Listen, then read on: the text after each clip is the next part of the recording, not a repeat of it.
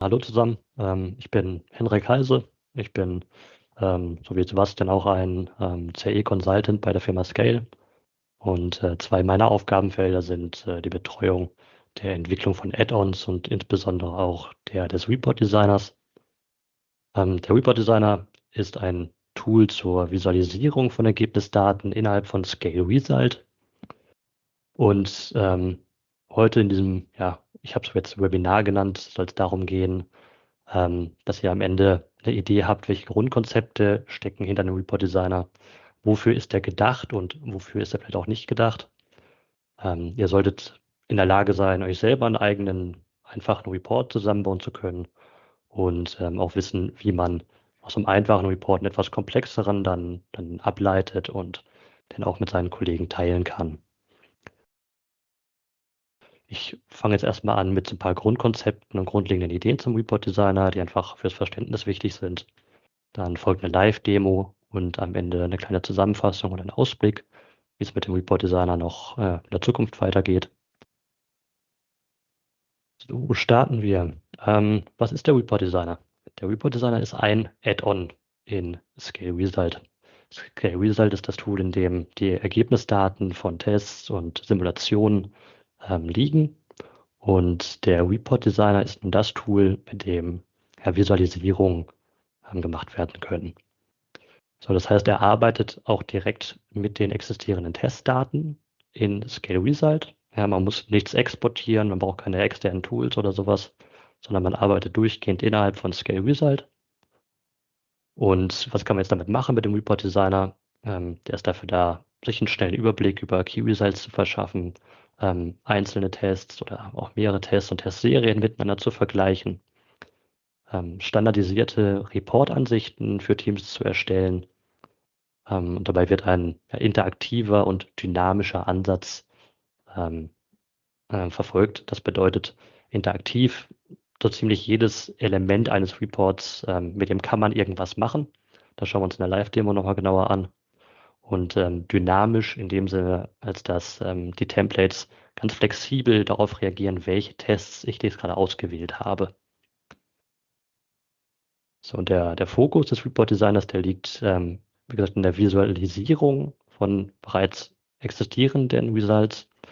Was er gerade nicht tun möchte, ist tiefe numerische Analysen zu machen von irgendwelchen Rohdaten, wie es ein Postprozessor beispielsweise machen würde.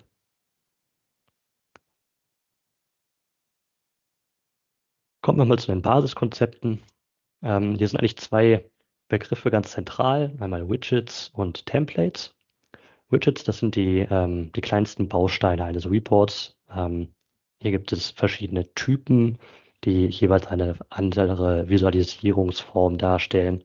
Beispielsweise gibt es ein Widget für Line-Charts, ein Widget für Tabellen, eins für Videos und so weiter. Und jedes dieser Widgets, das speichert seine ganz eigene Konfiguration. Wie das aussieht, das sehen wir auch in der Live-Demo. Templates wiederum, die bündeln nun eines oder mehrere Widgets zusammen in eine gemeinsame Ansicht. Und diese Templates können dann eben auch gespeichert werden und auch geshared mit den Teamkollegen. Der dynamische Ansatz, von dem ich gerade schon gesprochen habe, der kommt dadurch zustande, dass wir innerhalb dieser Templates und der Widgets keinerlei Testdaten speichern, sondern wirklich nur Konfiguration. Das heißt, wir konfigurieren, was soll angezeigt werden, ohne jetzt die Testdaten selber zu speichern. Und das macht es, wie schon gesagt, möglich, einfach sehr flexibel diese Templates einzusetzen für ganz andere Tests und ganz neue Tests. Und gleichzeitig hat es auch den Vorteil, dass wir immer die aktuellsten Daten in Scale Result tatsächlich verwenden. Hier ein kurzer Überblick über die Widgets, die aktuell zur Verfügung stehen. Line-Chart hatte ich gerade schon gesagt, dient im Prinzip einfach für die Visualisierung von Kanaldaten. Hier sind mathematische Operationen möglich. Man kann so übliche Styling-Geschichten machen, also Achsenformatierung etc. Tabellen-Widget haben wir. Damit werden hauptsächlich Key Values angezeigt, Attribute von Tests. Dann Videos und Images, da gibt es 2 separate Widgets, die einfach recht ähnlich sind von der Funktionsweise. Die dienen dafür, ja, Bilder oder Videos eben anzusehen und miteinander vergleichen zu können. Und letztlich noch Textelemente, die ja ein bisschen Struktur noch reinbringen in den Report, wo man beschreibende Texte hinterlegen kann, aber auch Verlinkungen auf externe Seiten. Genau, und hier wird Markdown unterstützt, damit ist man recht flexibel. Und der Report Designer, der erstellt keine statischen Reports wie PowerPoint oder PDFs, die dann irgendwo abgelegt werden, sondern der Charme besteht gerade darin, dass wir so eine dynamische und interaktive Ansicht haben. Nichtsdestotrotz wurde uns auch schon häufig gespiegelt, dass Anwender die Möglichkeit brauchen, für externes Reporting, für PowerPoint Engineering und so weiter, Visualisierung zu übernehmen. Und dem wird Rechnung getragen, indem es möglich ist, auf Widget-Ebene ja, hochauflösende Bilder herauszulassen. Die können dann gespeichert oder auch direkt ins Clipboard übernommen werden, um sie dann in einem beispielsweise PowerPoint-Report einzubauen. Es ist möglich, auch den gesamten Report als Bild herunterzuladen und einzelne Videoframes oder Bilder können ebenfalls heruntergeladen werden. Genau, dann starten wir jetzt mal in die Live-Demo. Ich habe jetzt hier ein paar Tests vorbereitet, die wir uns gleich angucken wollen. Und jetzt starten wir erst bei den Report Designer. Dafür nehmen wir diesen Report-Tab hier unten und mit gedrückter linker Maustaste können wir uns den eben wieder hin und her verschieben. Wir schieben uns den hier mal ganz an die rechte Seite und haben jetzt hier dieses Dropdown-Menü. In dem Dropdown-Menü sind verschiedene Add-ons jetzt verfügbar und uns interessiert an dieser Stelle nur der Report Designer. Den laden wir jetzt hier mal. So, genau. Jetzt sagt er No Test Selected. Jetzt wählen wir einfach mal einen Test aus und jetzt sehen wir, wie der Report Designer hier initial geladen wurde. Das ist noch relativ leer. Wir sehen hier einen Toggle für den Presentation Mode. Das gucken wir uns gleich nochmal an, was das genau bedeutet. Hier gibt es ein Dropdown-Menü, um Templates auszuwählen, die bereits gespeichert wurden. Hier gibt es auch ein Diskettensymbol. Damit wird so ein Speichern-Dialog geöffnet, wo man dem Template einen Namen geben kann. Man kann an dieser Stelle das dann auch sharen auf Disziplinebene. Das heißt, hier kann man dann seine eigene Disziplin auswählen und entsprechend einen Report auch teilen mit Kollegen. Hier gibt es nochmal 3 Punkte. Das sind noch extra Optionen, um ein Template zu exportieren oder zu importieren als JSON-Datei. Und diese unteren beiden Punkte, Export to Clipboard und as-Image, das ist diese Funktionalität, die ich gerade genannt hatte, mit der der gesamte Report als Bild heruntergeladen werden kann. So, und dann haben wir hier auf der rechten Seite noch so einen kleinen Toggle und hier hinter versteckt sich die Sidebar. Die Sidebar, das ist im Prinzip der wesentliche Konfigurationsplatz für den Report Designer. Hier ja, wird er erst mit Leben gefüllt. Da schauen wir uns jetzt am besten mal am Beispiel eines fertigen Templates an. Ich habe hier mal eins vorbereitet. Klappen wir den nochmal kurz zu. Das wäre im Prinzip jetzt wie ein normaler User jetzt ein fertiges Template nutzen würde. Sprich, er öffnet den Report-Tab, selektiert den Report Designer, sucht sich ein Template aus und selektiert dann seinen Text. Und man sieht dann, der wird hier mit Leben befüllt. Wir haben hier eine Tabelle, wir haben hier zwei Line-Charts, die ja, mit denen interaktiv gearbeitet werden kann. Wir haben hier Bilder, wir haben Videos, die gemeinsam abgespielt werden können und so weiter. Wenn ich jetzt einen zweiten Test mit dazu selektiere, dann wird der Report einfach geupdatet und die Daten des zweiten Tests landen auch hier drin. Und das ist eben dieser dynamische Ansatz, um den es geht bei einem Report Designer. Wir können im Prinzip beliebig viele Tests und unterschiedliche Tests ja, uns gleichzeitig hier anschauen und dann entsprechend auswerten und so einen Überblick bekommen, Vergleiche machen etc. Genau, jetzt schauen wir uns hier nochmal die Sidebar an. Das ist nochmal ein bisschen größer an der Stelle. Jetzt sehen wir, hier sind ganz viele Widgets zu sehen. Also hier ist ein Text-Widget, das ist diese Headline hier oben. Danach kommt nochmal ein Test-Widget, das ist dieser kleine Text-Key-Results. An der Stelle möchte ich ganz kurz den Presentation-Mode mal verlassen und in den Edit-Modus gehen. Was sich hier ändert, ist jetzt, dass jedes Widget so einen Rahmen bekommt, also hier so einen leichten durchsichtigen Rahmen und eine Titelzeile. Und das jeweils selektiert ist auch noch gehighlightet. Das macht es jetzt etwas leichter, das Ganze visuell zu trennen. Genau, im Edit-Mode hat man zusätzlich noch weitere Möglichkeiten, die es im Presentation-Mode nicht gibt. Beispielsweise hier die Größe einfach zu ändern, indem man hier an dieser Ecke zieht. Man kann weiterhin Widgets auch zusammenklappen, sodass die hier gar nicht zu sehen sind. Man kann sie hier auch wieder größer machen natürlich. Und man kann hier auch in einen Vollbildmodus wechseln, was insbesondere für die Videoanalyse sehr interessant sein kann. Genau, wenn man irgendwelche Änderungen an einem Template gemacht hat, die man aber gar nicht speichern möchte, dann kann man jederzeit über diesen kleinen Reset Config to Template Button, also diese Uhr, die angedeutet ist, kann man das einfach wieder zurücksetzen. Ja, man braucht also auch keine Angst zu haben, wenn man mit einem Template von einem anderen User arbeitet. Man kann erstmal nichts kaputt machen, solange man das nicht aktiv überschreibt. Wenn wir jetzt Änderungen gemacht haben und die überschreiben wollen, dann würden wir das über diesen Speichern-Dialog machen. Und da gibt es ja die Möglichkeit, entweder zu überschreiben, seine eigenen, oder als neues Template zu speichern. Das gucken wir uns aber später dann nochmal an. Genau. Jetzt schauen wir vielleicht einfach mal in so ein Widget rein. Ich hatte ja gesagt, die Konfiguration, die passiert hier in der Sidebar.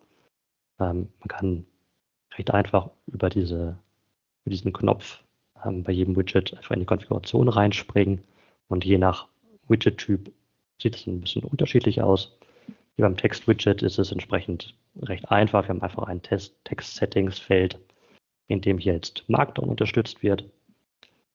An der Stelle möchte ich kurz dieses Symbol zeigen, dieses Fragezeichen im Kreis. Das taucht sehr oft auf hier im Report Designer. Und dahinter verbirgt sich dann immer so ein Tooltip. Wenn man mit der Maus drüber fährt, dann wird hier eben erklärender Text dargestellt, so dass man dabei unterstützt wird, bei dem, was man hier jetzt eigentlich machen kann, wenn es an einigen Stellen mal unklar sein sollte. Genau. Jetzt würde ich im nächsten Schritt mal sagen, wir bauen uns einfach mal einen einfachen Report von Grund auf selber auf. Dafür entferne ich jetzt hier einfach mal Widgets, ändere hier vielleicht den Test zu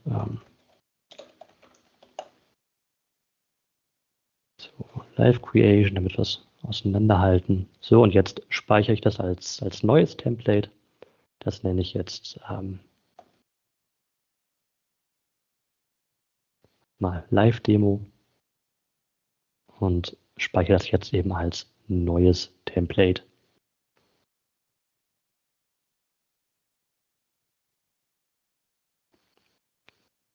Gut, Text-Widget haben wir jetzt gerade schon gesehen. Ich würde als nächstes jetzt mal einen Line-Chart hinzufügen. Also dazu, um neue Widgets hinzuzufügen, gibt es hier unten diesen Button Add Widget. Da klicken wir drauf. Und jetzt sehen wir hier alle zur Verfügung stehenden Widget-Typen, also Line-Chart, Image, Table, Text und Video. Wir nehmen jetzt den Line-Chart und sehen jetzt hier ist eine Zeichenfläche erstellt worden. Macht es mal ein bisschen kleiner, das ist dann etwas übersichtlicher.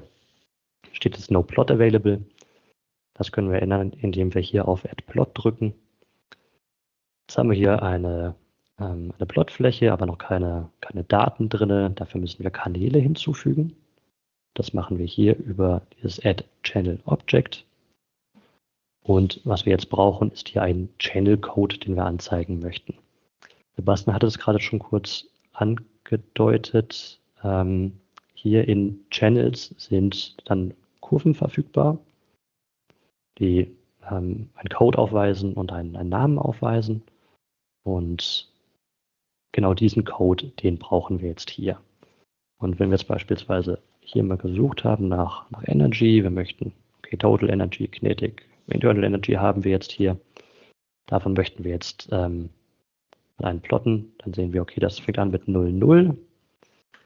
Dann, wenn wir anfangen zu tippen, dann kommt hier so ein kleines Hilfefensterchen hoch, was uns auf Basis der Eingabe, die wir hier machen, alle Tests, alle Kanäle anzeigt, die an den selektierten Tests vorhanden sind. Das heißt, es ist dann relativ komfortabel möglich, wenn ich ungefähr weiß, wonach ich suche, den entsprechenden Kanal zu finden. Also ich weiß jetzt, ich suche nach Energy, also gebe ich hier Energy ein, kann jetzt beispielsweise Kinetic Energy hier auswählen. Geben wir dem noch einen passenden Namen und speichern das direkt mal. Jetzt sehen wir schon, dass hier für jeden dieser Tests genau dieser Kanal in dem Plot gelandet ist. Machen wir hier gleich nochmal weiter und fügen noch einen zweiten Kanal hinzu. Bleiben wir ruhig bei der Energie. Nehmen wir mal die Total Energy dazu. So, auch hier wieder speichern. So. Ich reduziere die Testanzahl mal eben auf 1. Genau, jetzt haben wir gesehen, der hat jetzt beide Energieplots oder beide Energiekanäle in einen Plot reingepackt. Das wird gemacht, weil einfach die physikalische Dimension hier übereinstimmt. Wenn man das nicht möchte, kann man sich auch einen weiteren Plot hier hinzufügen und dann einfach beispielsweise jetzt Total Energy nehmen und hier in den zweiten Plot reinschieben. Ja, jetzt würde eben in diesem oberen Plot immer Kinetic Energy landen, in dem unteren Plot immer Total Energy. Also auch wenn ich jetzt noch Tests mit dazu nehme, würde eben diese Zuordnung so erhalten bleiben.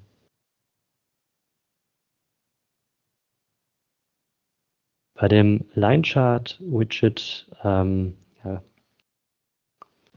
kann man, also, kleinen Moment, ich mache den nochmal eben zurück. Ich denke, mit einem Plot ist es erstmal übersichtlicher. Jetzt können wir Sachen machen, wie die Achsen zu formatieren oder die Legende zu ändern, Line-Style zu ändern von Kurven und so weiter. Und um sowas zu tun, ist der einfachste Weg beim Report Designer grundsätzlich einfach mal drauf zu klicken auf das, was man ändern möchte. Wir haben versucht, das möglichst konsequent durchzuziehen. Wenn wir also beispielsweise den Plot-Titel ändern wollen, dann klicken wir einfach hier drauf und in der Sidebar springen wir dann automatisch in die entsprechende Konfigurationsebene rein und können jetzt hier eben den Titel leicht vergeben. Oder wenn wir die Y-Achse ändern wollen, dann klicken wir hier jetzt mal auf diese Achsenbeschriftung und sehen dann hier, wir sind im Konfigurationsmenü für die komplette Y-Achse gelandet, wo wir jetzt die Achse beschriften können, wo wir übliche Formatierungen machen können, hier mit Range zum Beispiel und Tickmarks. Das sind ja so die üblichen Formatierungsoptionen, die solche Plots bieten. Eine Besonderheit eventuell, wir haben hier immer die Einheit verfügbar an den Plots und die berücksichtigen wir entsprechend auch. Das heißt, es ist auch möglich, hier eine andere Zieleinheit anzugeben. Wenn ich jetzt statt Joule meinetwegen Kilojoule haben möchte, dann kann ich das machen. Ich muss das hier einmal mit Enter bestätigen und dann werden tatsächlich auch die Kanaldaten umgerechnet auf die jeweilige Einheit. Wichtig ist, hier sind jetzt so Schlosssymbole. Diese Schlosssymbole, die sind vor einigen Feldern. Und wenn die vor einem Feld stehen, dann bedeutet das, dass das, was man hier reinschreibt, nur dann in das Template gespeichert wird, wenn man dieses Schlosssymbol hier aktiviert hat. Das ist so ein typischer Fallstrick. Man meint, man hat jetzt die Unit hier geändert, hat es aber de facto gar nicht, weil man vergessen hat, hier dieses Schloss zu setzen. Aber wenn man das jetzt so macht und dann das Ganze speichert, kann man auch nach dem Neuladen sicher sein, hier wird dann Kilojoule angezeigt. Genau, was können wir noch machen mit dem Line-Chart-Widget? Es gibt eine Reihe an mathematischen Operationen, die wir hier durchführen können, teils auf Einzelebenen, auf Einzelkurvenbasis, teils auf der Basis von mehreren Kurven. Wir können beispielsweise Filter anwenden, Extremwertbestimmung machen, sowas hier in der Art, dass hier automatisch dann der Maximalwert oder Minimalwert angezeigt wird. Das funktioniert dann entsprechend auch immer automatisch für jede dieser Kurven. Man kann, wenn man jetzt zwei Kurven auswählt, beispielsweise auch ein Crossplot erstellen, also eine Kurve über der anderen. Dann wird hier ein neuer Plot dazu geladen und hier wird entsprechend dann der Crossplot dargestellt. Genau, hier gibt es viele Möglichkeiten, um wirklich interaktiv mit den Daten dann zu arbeiten. Gut, dann würde ich mal weitergehen zum nächsten Widget, und zwar zu dem Video-Widget. Gleich vorab, das ist sehr ähnlich zum Bilder-Widget, deswegen werde ich das überspringen, sondern hier alles anhand des Video-Widgets zeigen. Was wir jetzt hier machen können, sind Videosets zu definieren. Das funktioniert analog zu den Channel-Objekten bei dem Line-Chart. Hier heißt es Videosets. Wir gehen unten auf Add Videoset und hier muss jetzt eben der Videoname eingegeben werden. Den können wir uns auch hier angucken, wieder in dem Videos-Panel. Hier ist diese Thumbnail-Ansicht, die man hier umstellen kann auf die List-View. Jetzt sehen wir die Dateinamen und sehen, okay, die fangen jetzt irgendwie mit Back-Left, Front-Left an. Fangen wir hier also auch mal wieder an zu tippen, Back-Left. Okay, wir möchten jetzt alle Back-Left-Videos anzeigen. Jetzt sehen wir hier, der Dateiname in meinem Beispiel beinhaltet jeweils auch den Testnamen. Das wäre jetzt natürlich ein bisschen ungünstig, wenn wir jetzt den Videonamen so hier reinschreiben, weil das eben nur für diesen einen Test passen würde. Dementsprechend können wir hier jetzt Wildcards verwenden. Genauer gesagt, wir können hier reguläre Ausdrücke benutzen, also beispielsweise sowas wie Punkt Stern, um einfach beliebig viele beliebige Zeichen zu erlauben. Das Ganze nennen wir auch nochmal eben passend Back Left. Okay, und jetzt speichern wir das einmal. Und jetzt sehen wir, dass hier die beiden Videos von den beiden ausgewählten Tests zu sehen sind. So, das machen wir jetzt nochmal. Das kann man entweder machen wieder über Add Video Set oder man kann hier auch, das geht auch häufig innerhalb des Report Designers, etwas hier zu duplizieren. Dann machen wir das hier jetzt mal und machen das Ganze für White ebenfalls. So.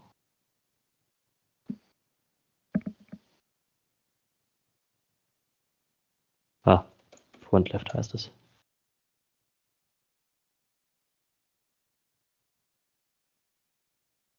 Front Left, genau. So, genau, jetzt haben wir hier diese beiden. Und jetzt sehen wir, das wurde jetzt gruppiert nach eben diesen Videosets. Also hier ist Back Left als eine Gruppe und hier Front Left als eine Gruppe und innerhalb der Gruppen dann eben jeweils ein Test aus oder ein Video aus jedem Test. Man kann diese Gruppierung auch umstellen. Also statt Videoset kann man hier nach Test gruppieren. Jetzt wäre das hier eben der erste Test, das hier wäre der zweite Test. Und es gibt auch die Möglichkeit, hier über die Settings die Konfiguration, also wie viele Videos wie angezeigt werden soll, hier zu ändern. Wir können jetzt beispielsweise sagen, wir möchten gerne das Ganze nach Test gruppieren und jetzt soll aber pro Test oder pro Reihe nur ein Test angezeigt werden. Und jetzt hätten wir es eben hinbekommen, dass ja die gleichartigen Videos untereinander stehen. So, das ist es. Wichtig ist jetzt noch Controls. So, wir haben jetzt hier bei den Videos jeweils die Möglichkeit, die abzuspielen. Man kann die aber auch auf Gruppenebene ansteuern. Das heißt, wenn ich jetzt hier auf Play drücke,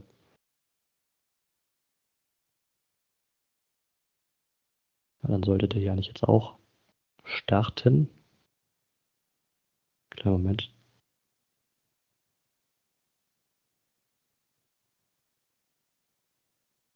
Genau. Auf Gruppenebene kann man die eben auch gemeinsam abspielen und auf globaler Ebene innerhalb dieses Widgets geht das eben auch. Also man kann dann die anderen auch ausblenden und jetzt beispielsweise rein global alle gleichzeitig abspielen lassen. Die Captions lassen sich hier noch ein- und ausblenden. Ja, das sind kleinere Details, die müssen wir uns gar nicht so im Detail angucken. Was ja noch ein wichtiges Feature ist, wir können, wenn wir die linke Shift-Taste gedrückt halten, dann können wir mit dem Mausrad und mit der linken Maustaste den Ausschnitt hier verändern und beispielsweise reinzoomen in Videos. Und hier gibt es jetzt diese Sync-Zoom-Option. Und wenn die aktiviert ist, dann wird das eben synchronisiert für alle Videos. Das kann dann eben insbesondere interessant sein, wenn man jetzt zum Beispiel sich für alle 3 Videos angucken möchte. Ja, jetzt hatte ich das nicht gespeichert, genau. Wenn man sich das für alle Videos gleichzeitig angucken möchte, eine bestimmte Stelle. Genau. Dann haben wir für die Videos auch noch diverse Zusatzfunktionen hier implementiert. Also man kann jedes Video auch einzeln in den Fullscreen nehmen. Man kann Loop aktivieren, man kann Playback-Speed verändern, um es einfach ein bisschen schneller ablaufen zu lassen. Häufig sind die gerade Versuchsvideos ja relativ, ich sag mal, langwierig und um einen schnellen Überblick zu gewinnen, kann es ganz hilfreich sein, es einfach ein bisschen schneller ablaufen zu lassen. Und wir haben weiterhin die Möglichkeit, Videos zeitig zu synchronisieren, indem wir einfach den Ausschnitt beschneiden, beziehungsweise einen Ausschnitt definieren, von wann bis wann ein Video gehen soll. Und indem wir da die Zeitpunkte entsprechend setzen für die jeweiligen Tests, ist es dann möglich, ja, die auf einen gemeinsamen, sag mal, physikalischen Zeitpunkt zu synchronisieren. Ein weiteres Feature, was auch sehr interessant sein kann, ist die Möglichkeit zu flippen, also das Video einfach mal umzudrehen. Insbesondere bei so Linkslenker-Rechtslenker-Vergleichen ist das häufig interessant oder wenn jetzt vielleicht nur eine Kameraposition verfügbar ist, bei einem Test, bei dem anderen aber die andere, dann kann man die relativ leicht einfach mal so gegenüberhalten.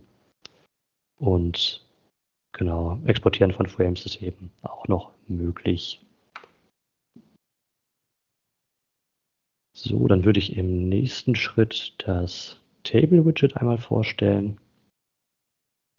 Hier kann man sich jetzt Spalten definieren. Diese Spalten, die haben hier entsprechend dann eine Überschrift. Machen wir ganz klassisch hier den Testnamen. Hier in Cell Content definiert man nur den Typ des Contents. Das kann ein Text sein, das kann eine Zahl sein. Der Testname ist nochmal separat hier gehalten. Wenn wir den auswählen, dann wird einfach der Testname unmittelbar angezeigt. Kann eben auch Testattribute verwenden. Das sehen wir jetzt gleich nochmal. Nehmen wir mal als erste Spalte jetzt den Testname. Dann zweite Spalte. Das kann jetzt irgendein Key-Value sein. Dann wählen wir jetzt hier Attribut aus. Und auch hier haben wir wieder diese Hilfefunktionalität, dass die am Test vorhandenen Attribute, also die sind dann hier zu finden, in diesem Attributes Panel, dass die eben hier auch wieder verfügbar sind. Und man kann ja danach suchen, um dann beispielsweise sich hier eins rauszusuchen. Jetzt konnte man das hier gerade ein bisschen schwer lesen. Hier ganz unten ist so ein kleiner Bubble versteckt, mit dem man die Seitenleiste auch breiter ziehen kann für solche Fälle. Genau, das ist jetzt hier ein Key Value. Dann machen wir nochmal schnell den zweiten Key Value dazu. Da nehmen wir heute mal diesen hier. Genau. Es ist auch möglich, für die Formatierung hier anzupassen. Wenn wir beispielsweise das hier auf Number umstellen, dann ändert sich die Konfiguration hier ein wenig. Wir können jetzt hier eine Notation noch mit angeben, um beispielsweise zu sagen, wir möchten einfach jetzt keine Nachkommastellen da sehen. So, das wäre jetzt eben 2600 ohne Nachkommastellen. Und hier wäre es eben noch mit Nachkommastellen. Genau. Was kann man jetzt noch machen mit so einer Tabelle? Man kann in den Table Settings das Column Sizing bestimmen. Hier gibt es zwei Modi, einmal Fit to Content und Fit Table. Fit Content bedeutet, dass die Tabellengröße dem Inhalt der Tabelle angepasst wird. So, man sieht hier so ein horizontales Scrollbar erschienen, weil nicht genügend Platz da ist. Wenn ich das umstelle auf Fit Table, dann würde eben der zur Verfügung stehende Platz voll ausgenutzt werden und die Inhalte entsprechend umgebrochen. Genau, das sind hier die beiden Modi. Und man kann ja auch Transpose machen von der Tabelle. Das geht ebenfalls.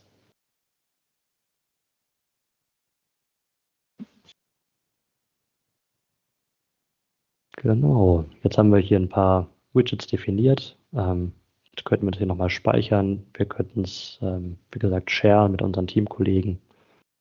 Und dann könnte ein Teamkollege das einfach nehmen und auch auf seine Tests anwenden. Ich muss mal kurz schauen, wie viel Zeit wir noch haben. Ich denke, 9 Minuten sind noch vom Termin über. Okay, super, danke.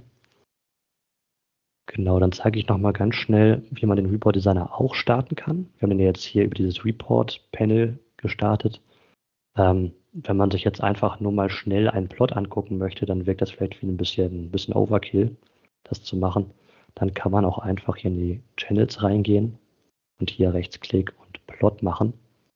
Dann wird ebenfalls der Report Designer gestartet und man hat hier genau die gleiche Konfiguration. Hier wird jetzt einfach ein automatisches Template erstellt, wo einfach nur drin steht, dass dieser Plot hier angezeigt werden soll. Was man hier jetzt nicht machen kann, ist dynamisch Tests mit dazu zu selektieren. Das ist hier ein bisschen beschnitten an der Stelle.